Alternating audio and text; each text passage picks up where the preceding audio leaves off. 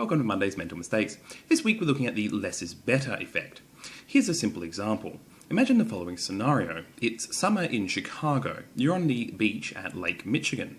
You find yourself in the mood for some ice cream, and there happens to be an ice cream vendor on the beach. She sells Haagen-Dazs ice cream by the cup. For each serving, she either uses a 10-ounce cup and puts 8 ounces of ice cream in it, or a 5-ounce cup and puts 7 ounces of ice cream in it. Which is the more attractive option? If the second option seemed more attractive, then congratulations, you suffer from the less is better effect. Most of us would agree that 8 ounces of ice cream is better than 7 ounces, but by putting it in a much smaller cup, less can be seen as better. In research, when people are presented with both options side by side, like here, most people recognise the bigger serve as better. However, when people are only presented with one option and asked how much they would be willing to pay, people consistently rate the smaller serve as worth more. Similar results have been found when judging a variety of products. This inconsistency between how we rate options together or separately is the less is better effect. The less is better effect is the tendency to overvalue inferior options if suitably presented separately. That is, without direct comparison between items, we can be swayed by irrelevant aspects of presentation. The less is better effect makes us more likely to inaccurately judge the value of separately presented options. At the same time, we're unlikely to be swayed when options are presented simultaneously. The principal way to counter the less is better effect is to judge options simultaneously when possible. The problem is, as discussed previously, simultaneous assessment can increase other cognitive biases, particularly the distinction bias. This means that while simultaneous assessment is generally more accurate, we should be wary of overplaying the differences between options that are jointly assessed.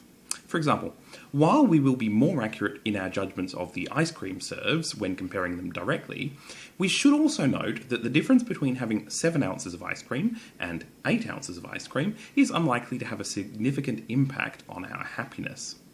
The less is better effect is unlikely to be a distinct cognitive bias in its own right, but rather a specific example of a more general bias applied to a particular kind of scenario.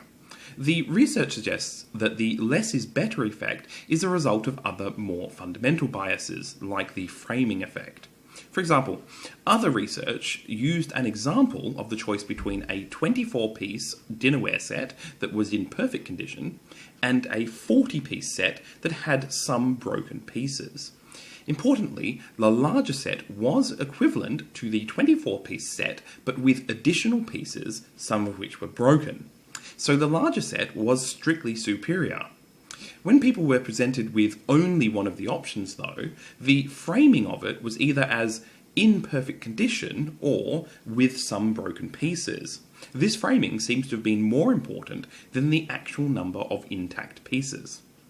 One possible explanation for the less is better effect is called the Evaluability Hypothesis. This is the idea that when presented with options, we will focus disproportionately on those aspects of them which we are most able to evaluate. That is, the characteristics with the most evaluability. For example, participants were asked to assess how much they're willing to pay for a dictionary with 10,000 entries, or one with 20,000 entries but a torn cover. When the options were presented together, people overwhelmingly gave a higher value estimate to the bigger dictionary, despite the torn cover. But when presented separately, people gave higher value estimates for the smaller dictionary, seemingly discounting the value of the larger dictionary significantly for its torn cover. The evaluability hypothesis explains this as a result of the average person not knowing how many entries in a dictionary is a reasonable amount. So it's hard to put an absolute value on a dictionary based only on the number of entries. But we all know that a torn cover is a defect, and so can evaluate that characteristic more readily. In conclusion, the less is better effect is the tendency to prefer an inferior option if presented suitably and evaluated separately. Until next week, may your mental mistakes be minor.